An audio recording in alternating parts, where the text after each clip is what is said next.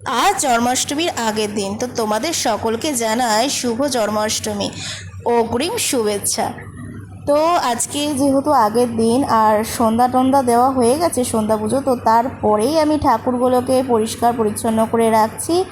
আর আমাদের এই ছবিটা মানে বিগ্রহটা বলতে পারো রাধা মাধবের, তো অনেকটাই বড়।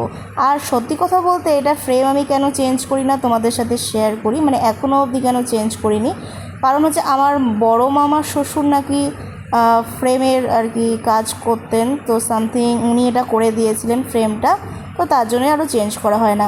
আর ঠাকুরকে ড্রেস পরানো হয়ে গেছে, আর কালকে কিন্তু আমার বাড়িতে নৃসিংহদেবেরই যজ্ঞ হবে।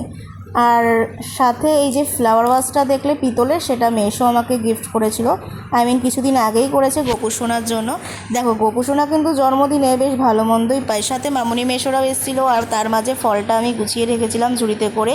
চাটা খাওয়ার পরে একটু বোন একটু ক্লিনিং করছিল, তো মুখটা একটু পরিষ্কার করে নিচ্ছিল। আর সাথে দেখো আমরা দুই বোন আলতা পরে এখন ঢং করছি, আর সাথে একটু গানও শুনছিলাম ঠাকুরের।